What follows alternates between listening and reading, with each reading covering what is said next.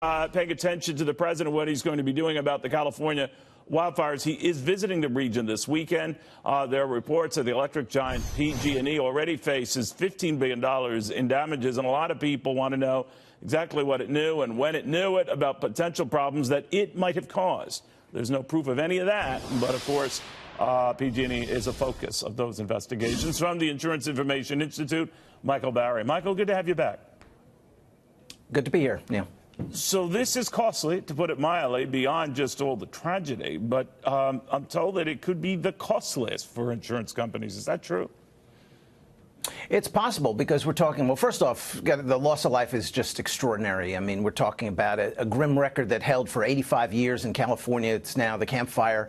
The latest death toll as of this morning from that event was 63 lives. There's still hundreds of people unaccounted for. There's a death toll of 3 down in the Wildfire fire. But yes, when you talk about now the insurance implications, we're talking billions of dollars. We're talking about homeowners insurance, auto claims, businesses that were destroyed or aren't going to be able to operate for a long time. So, yes, it's in the billions of dollars, both events combined.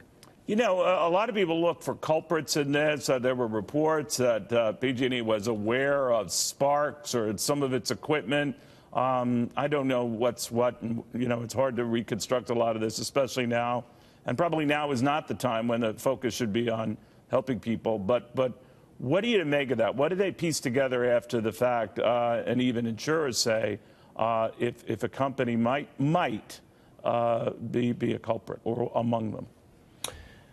Well, this is something that gets worked out oftentimes in the courts. I mean, it was a big topic of discussion for good reason. The California state legislature, the utilities wanted to see to it that their liabilities, that they had the financial wherewithal to pay if, in fact, they were found to be liable. But I think for the insurers, you're right. I mean, what are they looking at now? I mean, the insurers see themselves as economic first responders. You look up at Butte County, you look in Ventura and Los Angeles counties. In California, if you're under a mandatory evacuation, and even if you incurred no damage, you're entitled to additional living expenses. And a lot of, let's talk Butte County, for instance. There's mobile catastrophe vans that a lot of insurers have there. Their customers are coming up, and on the spot, they're getting debit cards with thousands of dollars of additional living expenses. So this enables people to have the resources for temporary housing. A lot of people lost their cars. This is going to enable them to rent their cars. So, again, right now, from the insurer's perspective, they're, I don't think, really focusing on what caused it, but they're focusing on responding to their consumers' needs, and there are a lot of them right now.